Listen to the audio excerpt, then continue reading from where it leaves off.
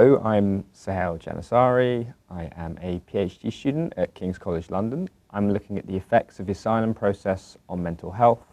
I'm also looking at how researchers can work with migrants and migrant communities in an equitable and practically useful way.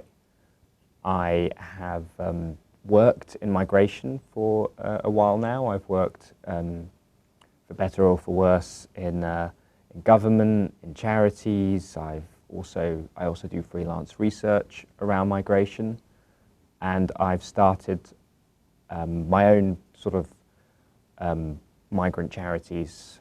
So I helped start the Migrant Connections Festival and Walk and Talk Migrant Welcome Tours. So today I'd like to talk about how we define mental health.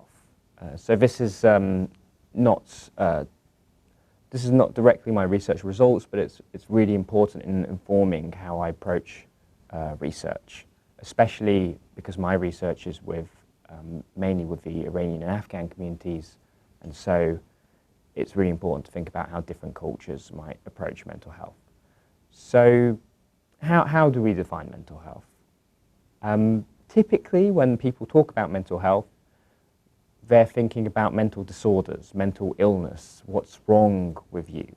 And this approach has been criticized a lot. So there is a branch of psychology or a movement about making things a bit more positive, and it's called positive psychology. And the criticism they have is that it's not enough to say that good mental health is the absence of illness. There needs to be something else, something more. So a key concept positive psychology talks about is flourishing. So you have good mental health, not only if you don't have illness, but if you are flourishing. Flourishing is measured through it's typically measured through three different facets. So there's emotional well-being, and that could include happiness, fulfillment, there's psychological well-being, so that is more around character traits, so that could be sort of adaptability and self-esteem, and there's social well-being. So this is really important to migration. It's about belonging, it's about social contribution, social inclusion. And it can be really useful to sort of think about mental health in a more positive way and draw on this literature. It's useful in reducing stigma for people. It's useful in sort of making discussions around mental health relevant to wider society. It's relevant to all of us. It's not just linked to a minority of people who are really unwell. It's a discussion which we all need to be having in our everyday lives. Having said that, there are issues with positive psychology and the issues with thinking about mental health purely in this way. It's also incomplete. You need to think about mental health with the positives and with the negatives. So with that in mind, I'm going to sort of unpack the standard ways or the traditional ways in which mental health has been talked about. So mental health has often been defined through what a mental disorder is. So what is a mental disorder? How do we define mental disorders? So mental disorders are defined in relation to what is normal. If someone's behavior or thinking is not normal, often that has been defined historically as a mental illness. It can be, at least. So there are two Colombian researchers who have written about this, and they've done a historical analysis and found 4 ways historically in which mental health has been defined. So their names are Juan Carlos Estrada and Diego Restrepo Ochoa. And so the 4 ways in which normal and therefore mental health has been defined are maladjustment. So this is when someone doesn't adapt or doesn't fit in with society's rules or norms or social conventions. There is also biomedical definitions. So this is where you can find something physically wrong. Maybe in the brain, someone's brain looks different, or what, you know, it can be evidenced through neural imaging that there is something, there is an illness there. Normal can be defined statistically, so there could be a normal range of behaviors people have in a certain population, and people who act people who act in very different ways very frequently, they're going to be outliers, and that's how they might be defined as mentally ill. And there is the definition of normal based on well-being. So do you feel normal? Do you feel well? Do you feel okay? And there are two different facets to this. There is the sort of hedonic sense of well-being, which is sort of a pleasure-seeking sense of happiness. And then there's the eudaimonic sense of well-being, which is around fulfillment and self-actualization, and sort of that phrase being your best self. That's how it relates. So these are the four ways that historically normal has been defined, and therefore mental illness has been defined. And they overlap. It's not that, it's usually that there are several definitions going on at the same time. Now, there are some quite clear issues, I think, with these definitions. And this is why it's really important to think about how we define mental illness, because it can have a huge impact on people's lives. So if we think about maladjustment, for instance, maladjustment is about adhering to society's norms. So immediately, I think it becomes apparent that there is an issue with this definition. So, for instance, in our society, perhaps in I don't know, mainstream UK society, maybe even the societal norm is to get a job, a 9-to-5 job, eventually get a mortgage, have a nuclear family, have a heterosexual relationship. These are all the sort of norms which sort of dominate our society. And you can see that anyone falling outside of these norms might be marginalized through the label of mental disorder. So, for instance, up until the 70s, homosexuality was defined by the American Psychological Association in their huge handbook of mental disorders as a mental disorder, because it didn't fit the norm. Obviously, this is very damaging to people who live different lifestyles. And there's been cases throughout history where this sort of label of mental disorder, label of abnormality, has been used to really hurt and marginalize people. For instance, during slavery, there was a psychologist named Cartwright, and he said that slaves who wanted to escape had a mental health condition called drapetomia, and those who didn't work hard also had a mental health condition. So in the context of a society which is persecuting certain groups, and obviously slavery is a very extreme case, what is normal is harmful, and the psychology practitioners in that circumstance used this label as mental health, this label of mental disorder, to enforce a really unfair practice, a horrible practice. And it's happening today as well. So if you take the case of the Uyghurs in China, the Muslim minority in China, the Chinese government are basically kidnapping people, putting them in to internment camps and trying to brainwash them. In particular, they're thinking about, or they're trying to sort of erase and reduce their Islamic identity. There have been reports of people who've been, for instance, forced to drink alcohol or eat pork, and the justification the Chinese government are using is a lot around mental health. They've even started reportedly calling some of these detention centres hospitals. And so again, it's not just a historical thing. How we define normal is essential, is really important, and it can be misused. So how we think about mental health can be misused as well. There are massive problems with the other definitions as well. So if you think about the biomedical definition of mental health and normality, it's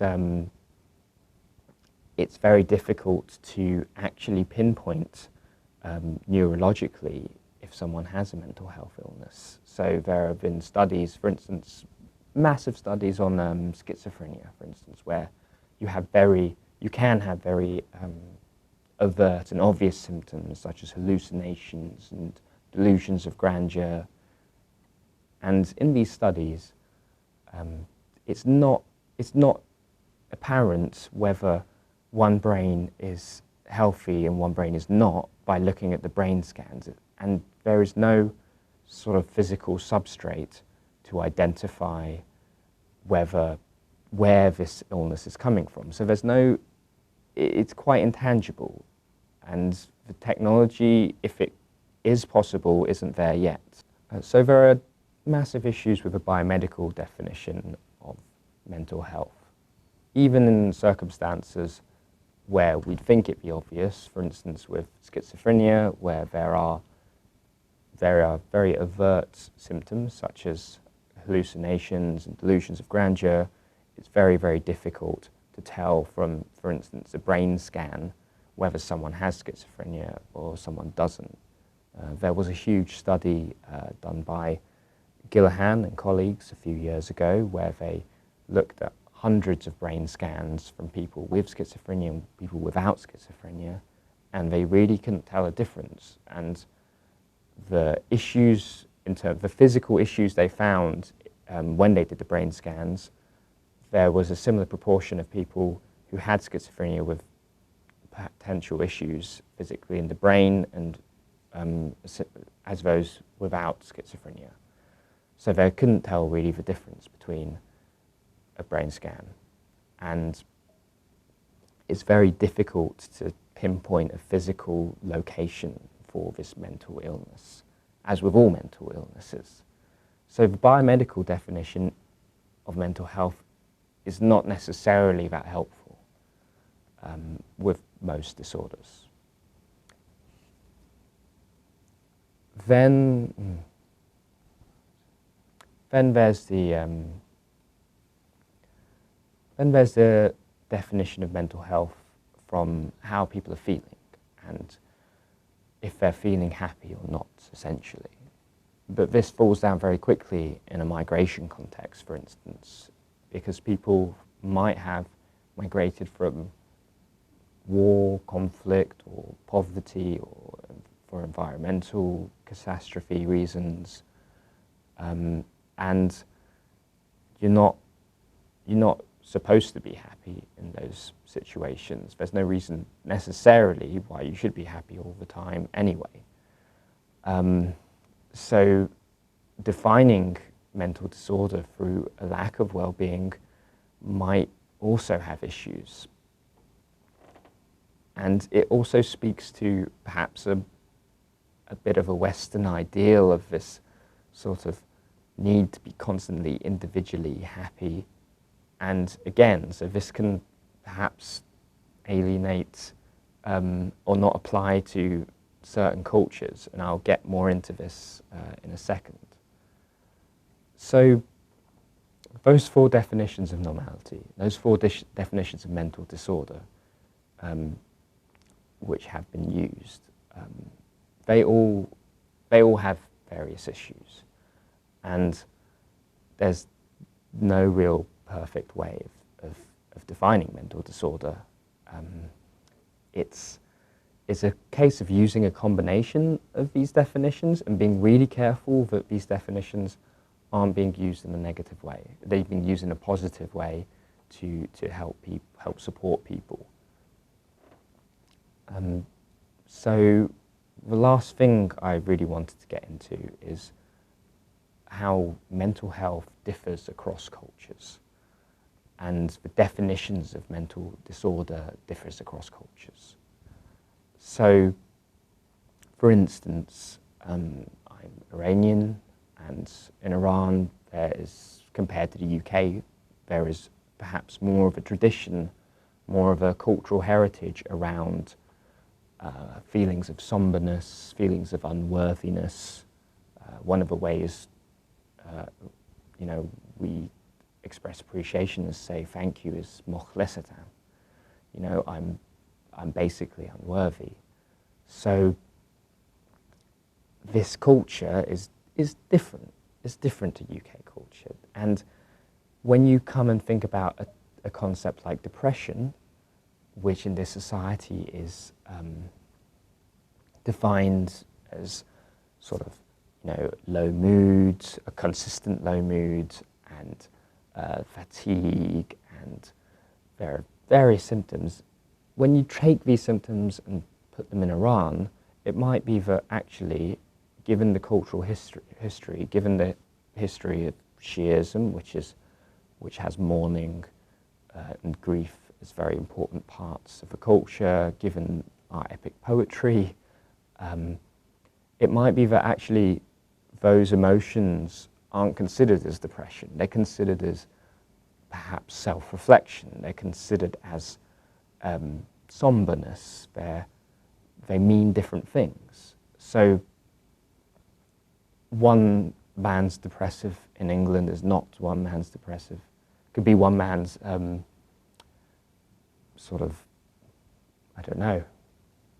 one man's depressive in England could be one man's poet in Iran, perhaps.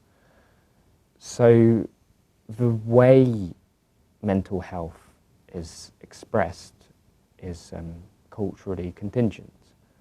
And even again with sort of what people would say is more obvious and overt mental distress, such as schizophrenia, where you have hallucinations and delusions of grandeur. So Stomp and colleagues did a study looking at the expression of these symptoms in different countries. They worked with different people from Austria, Poland, Lithuania, Georgia, Pakistan, Nigeria, and Ghana over a 10-year period. And they found that, for instance, people's delusions were very different depending on their culture. So, for instance, in Pakistan, people with schizophrenia had less delusions, less religious delusions. They had less delusions of grandeur and guilt, whereas people in more Christian countries like Poland and Austria and Ghana, they had relatively more delusions around religion. Or, for instance, hallucinations were more common among West Africans than for Pakistanis. So the expression of mental health differs across cultures. But some people go even further, and they argue that mental health is entirely different. The concepts are entirely different depending on your culture. So it's not just that depression is expressed in different ways, it's that there is depression in the UK and there is something entirely different perhaps in Iran. So there are many examples of these. They're called culture-bound syndromes. In the context of migration and asylum, a very relevant and recent one, which has attracted a lot of attention, is resignation syndrome. So resignation syndrome is when usually the child of a migrant becomes catatonic. they become unresponsive, they don't move, they don't eat, they have to be fed through a tube. And in Sweden, they saw a lot of these cases over the last couple of decades in increasing amounts. And you don't really see it in many other places. So, I mean, there are other contexts, but it was particularly in Sweden which practitioners were seeing this condition. So you could say that's not just culturally specific, but it's context specific as well, because it's certain migrant groups in a certain country. So even that goes beyond, perhaps, in my opinion, a culture-bound syndrome, that there's something even more to that. There are other examples. So, for instance, in Japan, hundreds of thousands of people, according to a Japanese government survey, suffer from hikikomoris. This is sort of where people, mainly men, mainly sort of in their 30s, 50s, are sort of ashamed or feel like they've failed, and they exclude themselves from society. They usually lock themselves in a room, and it's a form of social withdrawal. And this terminology and the sort of symptoms are different to social anxiety, for instance, and it's something which is hugely prevalent in the country, and you could call it another and a different disorder. So to conclude, mental health is very difficult to define. It's important to remember the positives, and it's important to remember that it can apply to everyone, but it's also important to remember the negatives. And in doing that, what this label, the power this label mental health can have over people, and the harm it can also do, as well as the support it can bring. And it's also important to be aware that it's culturally specific, and it changes and differs in shape and form depending on this culture and society and context people are in. Part of my research is looking at all the literature around asylum and mental health, and trying to bring it together to see, firstly, what are the rough rates of mental health disorder in different communities in different countries, and also what are the main factors, what are the main post-migration factors affecting people's mental health while they seek asylum. And in doing that research, obviously I've come across specific studies which relate to the Afghan community. And so I'm going to do a bit of a summary about what this massive review of the literature found, and also try and focus on some of the studies which relate to Afghans in particular. So in looking at the literature, I searched around 7,000 papers from across the world in any language which related to people's mental health, and people's mental health while they seek asylum. And in addition, I spoke to experts in the field to see if there is any research I've missed. So I managed to find about 20 to 30 papers which gave good evidence around what post-migration factors affect people's mental health. And also, in doing these studies, I looked at the rates of mental health in people seeking asylum.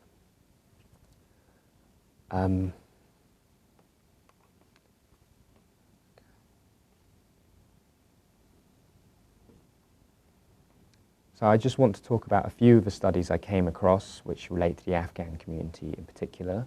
So in the Netherlands, there's been a lot of work with the Afghan community around mental health. So there was a study looking at the prevalence of risk factors associated with mental health in the Afghan community in the Netherlands. They found that Afghan people, as well as Iranian people, had a high risk of post-traumatic stress disorder, depression and anxiety, in particular if they had less social support and if they had more post-migration stress. So that could include things like a lack of suitable accommodation, a lack of finances, difficulties obtaining status. And there was also an influence of gender, with women being more at risk of developing or having more risk factors and more pressure and more chance of developing mental disorder.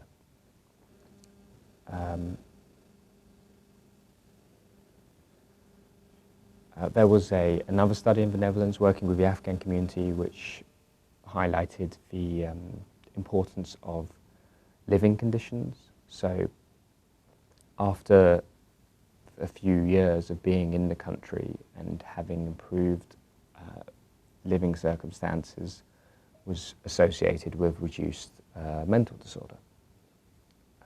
The two studies, by the way, were Gerritsen and colleagues and Lam Kadem and colleagues.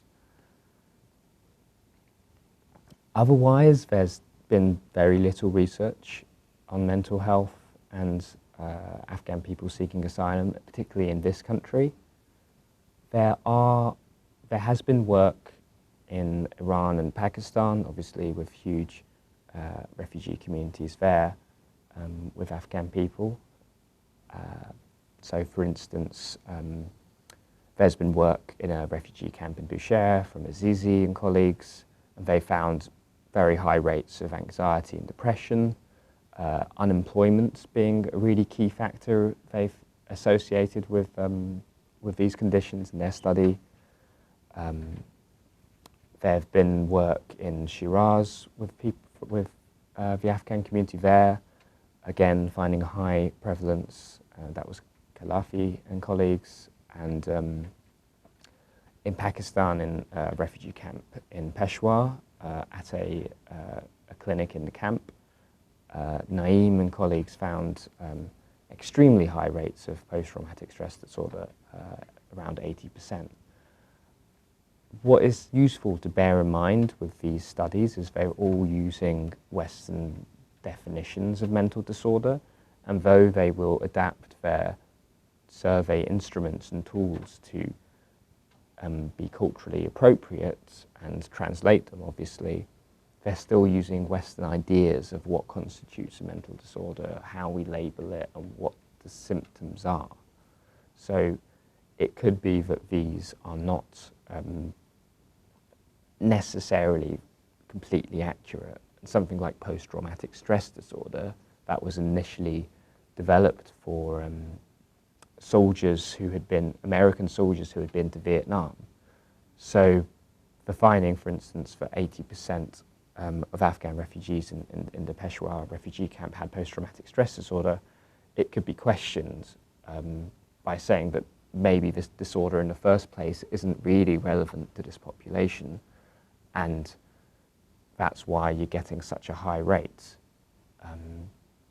There's been a lot of criticism around post-traumatic stress disorder in general, saying that sort of charities have a incentive perhaps to label people with this because of funding requirements, and also that people go through traumatic and difficult times and they are actually coping remarkably well, and perhaps this shouldn't be labelled a disorder. In my review of the literature around post-migration factors affecting the mental health of people seeking asylum, it was difficult to come to strong conclusions because there is a lack of research in this area. However, one thing which came out very strongly is the issue of discrimination. So several papers commented on this, and they had very convincing findings on the link between discrimination in people seeking asylum and mental disorders such as depression and anxiety. And it's kind of sobering to think about this, because people have come from difficult, extremely difficult circumstances, but one of the things which is now impacting them is a lack of acceptance and tolerance and kindness from the host community, the host country. That was perhaps the strongest finding. Otherwise, it was difficult to come to strong conclusions. One of the main things which came out of the review was just the massive range of potential post-migration factors which could affect people's mental health and which have been shown to affect people's mental health by individual studies at least. Because in the literature, most of the focus is on the trauma in the country of origin. What has happened? What was the war? What was the traumatic events? And a lot of the research, and not just in academia, but a lot of the discussion in charities, in government, is about the bad things which have happened before people got to this country. But there's an increasing body of evidence which shows that actually it's what happens in this country which really matters. It's what happens when people get to their destination. That will mediate and sort of shape how people understand their any traumatic experiences they might have had previously. If there's a safe environment and people have support and they're welcomed, then it's more likely that people are going to be able to deal with these pre-migration experiences. But if it's not, then it can exacerbate things. And in addition to that, there are lots of additional stresses which are put on people, and people seeking asylum in particular, when they come to a host country. And what my research shows is that there are sort of 7 domains in which you can classify these post-migration stressors, the things which might negatively impact people's mental health, and also, I guess, positively support people's mental health. So these are healthcare, so access to general healthcare or access to specific healthcare like counselling. This can be really difficult for people seeking asylum, even if they're entitled to it. There is a lot of misunderstanding in the health services about what people can and cannot access. GPs don't like registering people who don't have fixed addresses or certain ID. There's also, so there are lots of issues around that. The next domain was social networks. So this is around social support and also loneliness and boredom. These are really important factors in supporting people through a difficult process. There's community and identity. So again, as I mentioned, the strongest finding was discrimination. But other papers also looked at things like adapting to a new culture and losing your own culture and how that affects your mental health.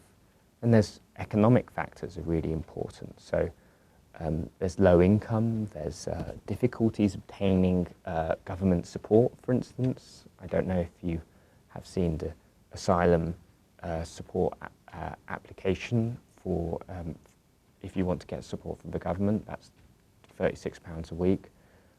Last time I checked, it was about 40 pages long. It's very hard to complete, and so people have to face all these challenges once they're here. Then there's working conditions was an important domain, with lots of studies looking at unemployment, looking at also the permission to work or not. These studies were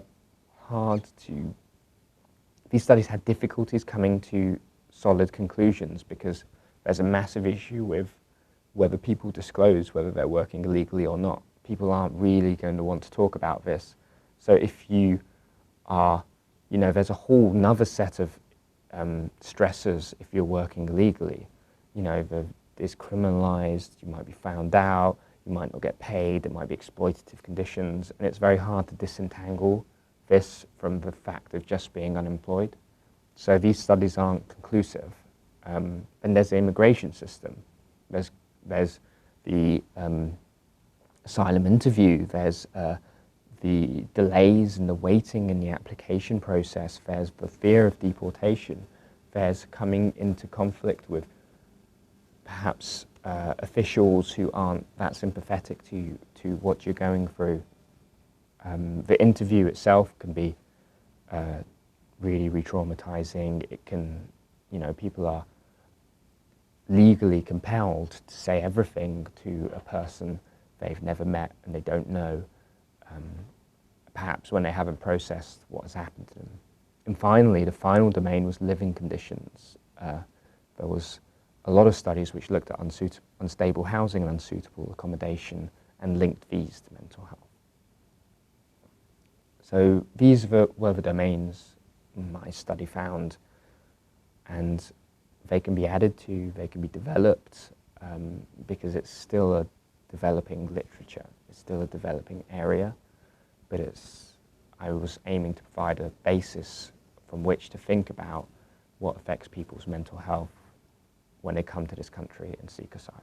I'd like to thank the Afghan Academy for giving me this opportunity to talk about my research. It's been a pleasure working with them, and hopefully in the future we'll get to collaborate more, and I'll come back to you with the findings of my PhD, and I can share those findings with you. Obviously I've been working specifically with the Afghan and Iranian communities, so hopefully there'll be a lot of relevant findings. And if there are any questions in the meantime, please don't hesitate to email me. If you just search Sahel Janissary, KCL, I think you'll find me. There's not many Sahel Janissaries. Or you can contact the Afghan Academy International and they'll be happy to take your questions.